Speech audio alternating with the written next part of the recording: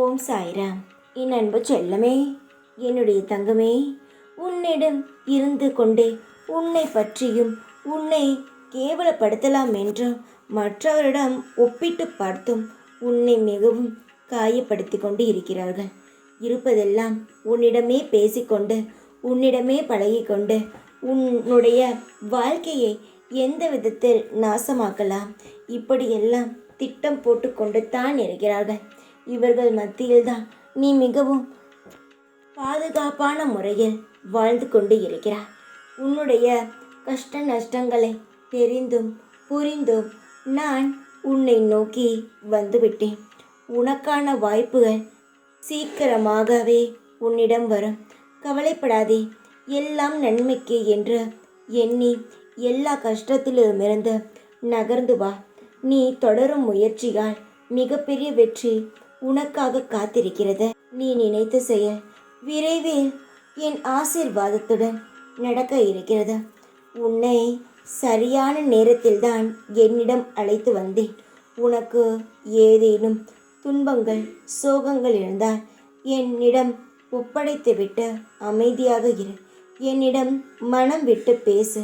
தகுந்த நேரத்தில் நிச்சயமாக அந்த துன்பத்தை உன் வாழ்க்கையில் இருந்து போக்குவேன்.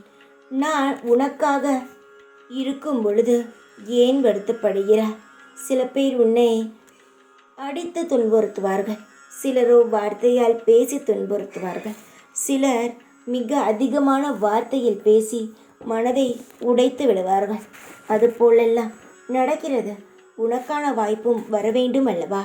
எத்தனை நாட்கள் தான் நீயும் சந்தோஷமான வாழ்க்கை எப்பொழுது வரும் வரும் என்று ஏங்கிக் கொண்டே இருப்பாய்.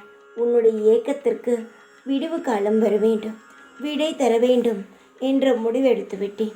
இனி எல்லாமே சந்தோஷங்களை சூழ்ந்த சகல யோகத்துடன் உன் வாழ்க்கை மிகப்பெரிய வெற்றியை நோக்கி பயணிக்கப் போகிறது.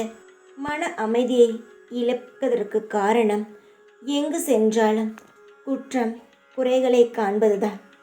எந்த குற்றத்தை மாற்றி நல்ல விஷயங்களை மட்டுமே சிந்திக்கும் உயர்ந்த மனபாவத்தை வளர்த்து கொள்ள வேண்டும். யார் என்ன சொன்னாலும் காதில் வாங்கி கொண்டு அது நல்லதாக இருக்கும் பட்சத்தில் ஏற்றுக்கொள்ள வேண்டும். அதுவே உன் மனதை காயப்படுத்தும் தருணத்தில் அந்த விஷயத்தை உன் மனதிலிருந்து எடுத்துவிட வேண்டும். நீ என்ன நினைக்கிறாய் என்பதை விட நான் இங்கு என்ன நினைக்கிறேன், நான் என்ன செய்ய போகிறேன் என்பது மட்டும்தான் இங்கு முடிவாக இருக்கும். நீ உன்னுடைய ஆசைகளை சொல்.